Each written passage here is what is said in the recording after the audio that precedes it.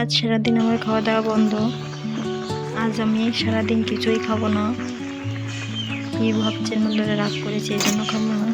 চলুন কি জন্য খাবো না, কি জন্য খাবো না সবটুকু আপনাদের মাঝে শেয়ার করবো। তার আগে ইন্টারটেনে নেই। আমি সুলতা বিশ্বাস, যশোর জেলা ছোট্ট একটি গ্রাম থেকে আমি সুলতা বিশ্বাস বলছি। আমার নতুন একটা ব্লগে আপনাদের সবাইকে স্বাগতম। আজ হচ্ছে বুধবার, আজ হচ্ছে একাদশী। আপনারা ব্লগটা যেদিন দেখবেন সেদিন হচ্ছে নতুন বছর প্রথম দিন, দ্বিতীয় দিন।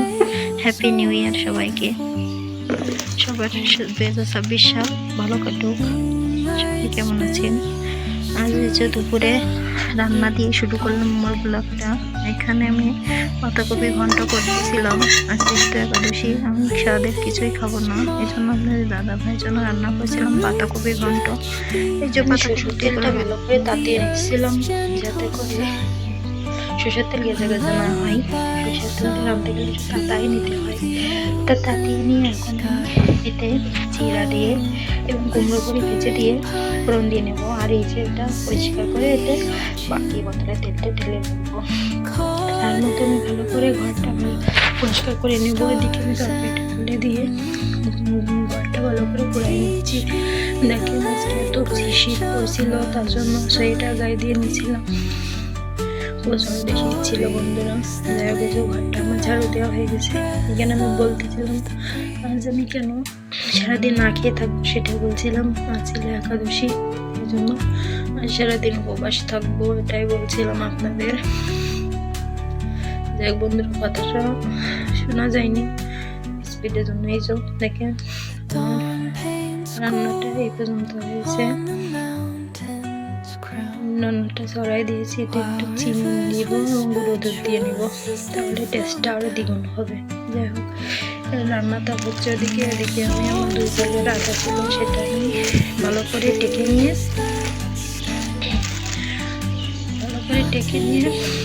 ফ্রিজে রেখে দেবো। পরে একটু যাচ্ছিল, এটা ছিল লাল আটা। যাক চলুন টেকে নেওয়া যাক।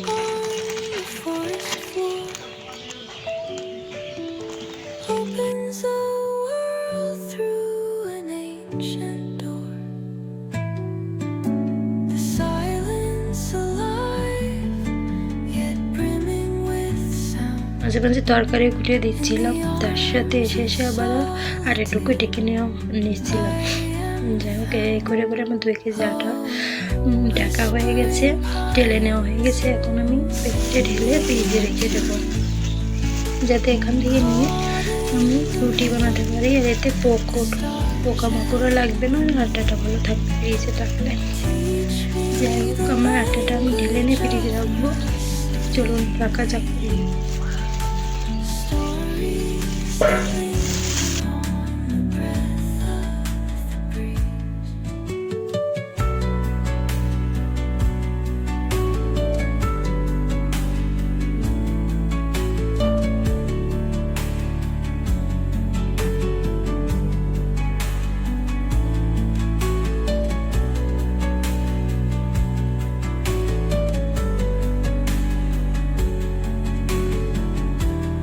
এটা আবার ফ্রিজে রাখা হয়ে গেছে। এখন চলে আসলাম তরকারির কাছে। তরকারিটা একটু নাড়ি ছেড়ে গুটিয়ে নিয়ে এখন আমি তরকারিটা উঠায় নেবো এই যে বাটিতে। এটাই হচ্ছে আজকে দুপুরে আপনার দাদাভাই 1 ভাগে দিয়ে খাবে। তার বাঁধাকপি খুব পছন্দের, এই জন্য 1 ভাগে শুধু বাঁধাকপি রান্না করেছি। এতে মটরশুঁটি টুটি দিয়েছিলাম বন্ধুরা, খুব সুন্দর হয়েছিল দেখতে, তাই না? মনে হয় ভালোই হয়েছিল। 1 ভাগেই তাকে রান্না করেছিলাম বাঁধাকপি। যাই হোক, এই যে পরে চলে আসলাম। 1 প্যাকেট ময়দা ছিল, ময়দাটা মানে টেকে নেওয়ার জন্য, তেলে নেওয়ার জন্য ময়দাটা তেলে নিয়ে রেখে দেব। পরের দিন লুচি বানাবো, তার জন্য 2 প্যাকেট নিয়েছিলাম, রেখেছি। পরে এক সময় তেলে নিচ্ছি বানাবো, আর এখন এটা দিয়ে রুটি বানাবো, তাই এটা তেলে নিচ্ছি লুচি বানাবো। তাই যাক হয়ে গেছে। দেখেছিলাম, দেখেন কেটে গেছে, কিন্তু ওটা রক্ত বেরোয়নি। জায়গাটা সন্ধ্যাবেলা আমি পুজো দিয়ে নিচ্ছি। দেখেন দেখুন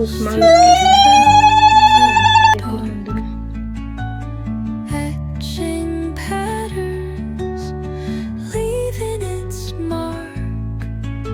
The roots stretch deep.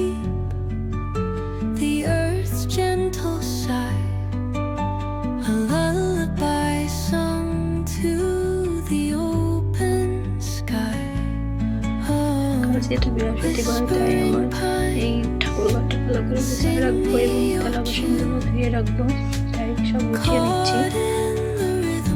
বাইরে যাবো, বাইরে গিয়ে পূজার থালা বাসনগুলো মেজে নিব। দেখুন ভিডিওটা ধুয়ে নিই, তারপরে আসছি।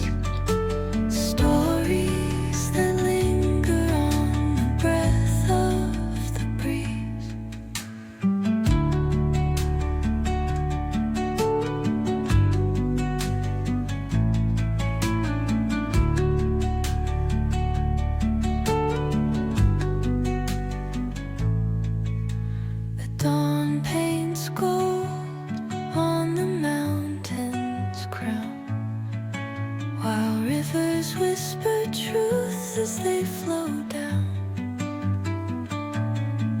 And their songs entwine with the trees that stand, knotted in time by nature's hand. Each echoing step on the forest floor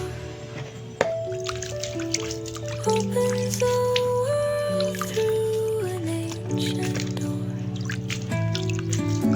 The silence alive, yet brimming with sound. In the arms of solitude I am found. Oh, whispering pines, sing me your tune. Caught in the rhythm, the stars and the moon. Teach me the language of rustling leaves. যেহেতু সকালে অনেক শীত থাকে, এজন্য আমি রাত্রে অনেক কিছু গুছায় রাখতেছি। এই যে চিড়েগুলো কালকে পুজোর, এই জন্য আমি রাতেই ছেড়ে রেখে দিচ্ছি। ঝেড়ে রেখে দিয়ে কালকে সকালে খিচুড়ি রান্না করবো, চুল প্রিপারেশন করে নিলাম। ছোলাগুলো ভিজিয়ে নিচ্ছি, ছোলাগুলো কালকে খিচুড়িতে দেওয়া হবে সকালবেলা।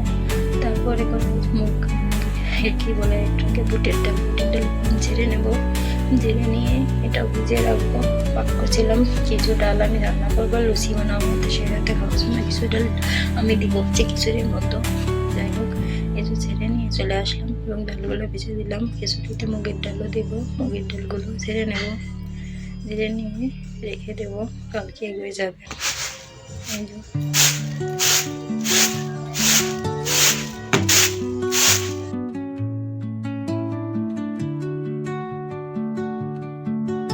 খিচুড়ি রান্নার জন্য একটা স্পেশাল মশলা করে নেব, সেটাই ভাজি। যে ধনে ভেজে নেব, জিরে ভেজে দেবো, গরম মশলা ভেজে দেবো, ব্লেন্ডারে একটু ঠান্ডা হলে ব্লেন্ডারে বেটে নেব। চলুন বানাই নিই, ভেজে নিই। At the break of day, whispering pines, secrets untold, carrying tales only the forest holds. Moonlight spills. দেখুন শীতকালেও আমার ব্রিজে ফ্যানের বাতাস খাই। যাক, এই যে ফ্যানের বাতাস খেতে হবে। এত বরফ জমছিল যে ফ্যানের বাতাস না দিলে বরফটা গলতেছিল না, এই জন্য ফ্যানের বাতাসটা দিয়ে বরফটা গলে ব্রিজটা হবো। এই যে এখন চলে আসলাম রাত্রে, আবার কালকে সকালের জন্য কিছু সবজি বানায় রাখার জন্য, যেহেতু খিচুড়ি রান্না করবো বানায় রাখলাম সকালে তাড়াতাড়ি ভেজে কিছু সবজি বানাই নিচ্ছিলাম। আচ্ছা চলুন সবজিগুলো বানাই নিয়ে, বেশি কিছু ছিল না, ছিল পেঁপে, সিম, আলু, একটু আদা কুচি করে নেবো, এগুলো এগোয় নেবো। দুদিন পর থেকে ছেলেকে স্কুলে নিয়ে যেতে হবে, আমার কাজ আরো বেশি বেড়ে যাবে, এরকম করে তরকারি বানায় রেখে হবে। এই জন্যই এখন মাগুরগুলো নিচ্ছি। সারাদিন যে মাগুরগুলো ছিল শুকাইছে, আজকে রোদ ছিল তাই। আচ্ছা যাই হোক, আমার ব্লগটা যদি আজকে ব্লগটা এই পর্যন্ত, আমার ব্লগটা যদি একটু ভালো লাগে কোথাও, তাই লাইক কমেন্ট এবং সাবস্ক্রাইব করতে ভুলো না কিন্তু বন্ধুরা। আমি এই যে গুছাই নিচ্ছি, গুছাই নিয়ে সব কাজ করবো। যাই হোক, আমি আর কিছু শেয়ার করলাম না।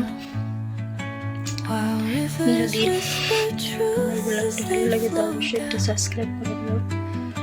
তারা যে আমার ভিডিওটা দেখছো তাদেরকে অসংখ্য ধন্যবাদ। Love you all, thank you.